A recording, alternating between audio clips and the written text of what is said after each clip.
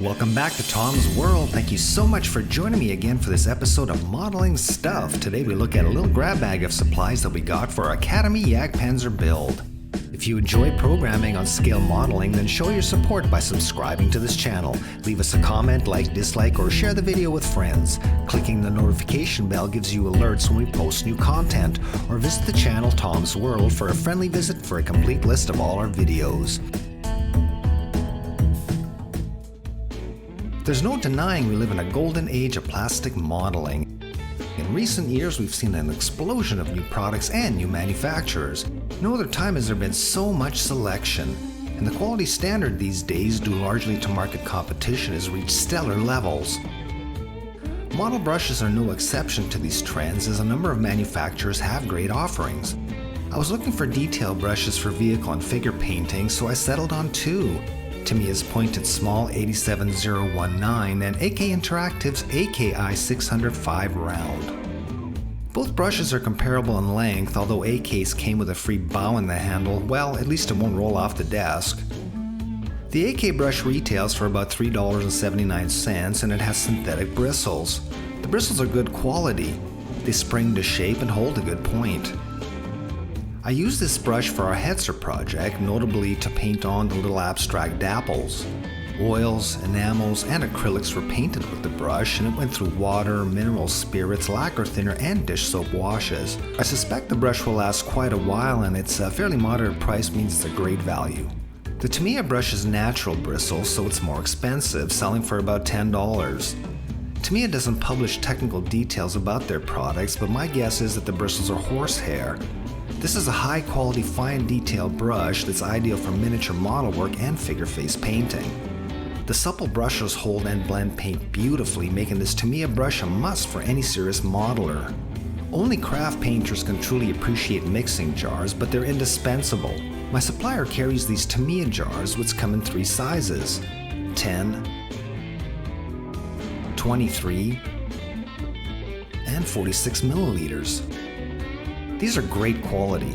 They come with tight lids, and being glass, they're easy to clean and they don't stain. These jars are great for storing a supply of custom color that we tint up.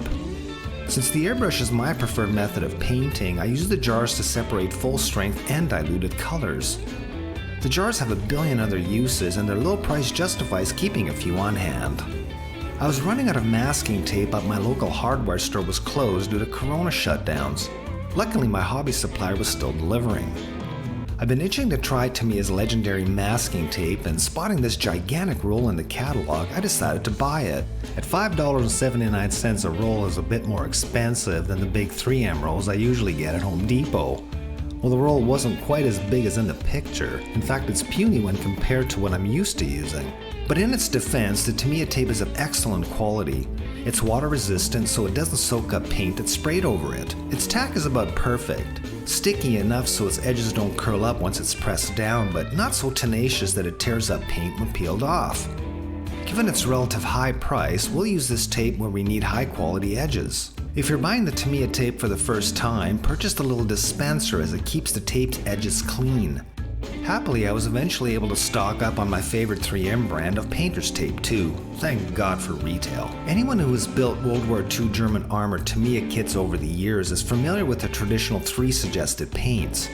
These are XF60 dark yellow, XF61 dark green, and XF64 red brown. But model building trends over the last few years are moving away from these traditional colors. Indeed, modelers are getting even bolder with their color variations.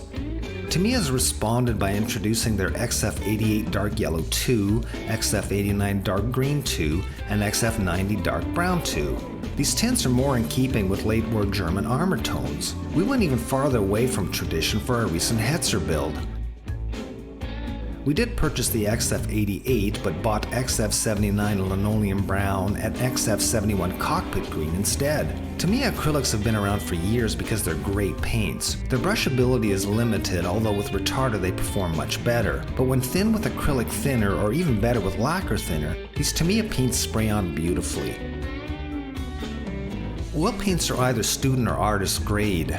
Artist grade paints are generally of better quality and contain more pigment than student grade. As a result, the artist grade is more expensive, sometimes significantly more. When I first purchased oil paint for models, I had to make a decision based on my $20 budget. I could either get this whole reef set for the same price of 2 to 4 artist grade tubes. I opted for the set since I was willing to sacrifice quality for quantity.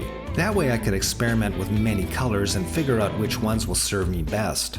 As I run out, I'll replace them with artist grade tubes. I use a lot of white and burnt umber, so I bought these Ep.2 tubes to replace my empty reeves. These paints are great. Premium quality at a reasonable price of $8 a tube. The consistency is creamy with a long dry time.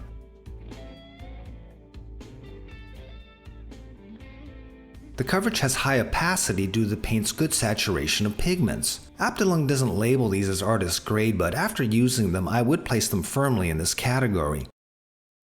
My only beef is with the actual color of the Ep.2 burnt umber. To my eye, this color is not burnt umber, and it definitely doesn't match my beloved reeves color. Actual burnt umber is darker and more red than the Ep.2 color, which is more of a garden variety brown.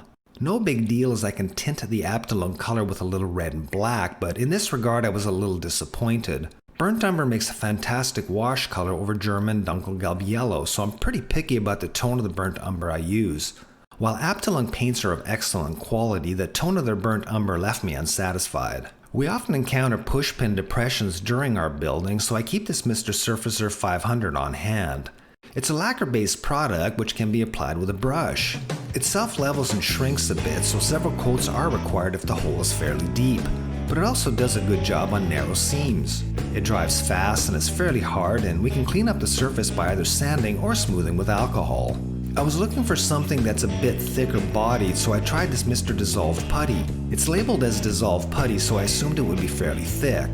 The stick dip test reveals that the 500 is actually thicker.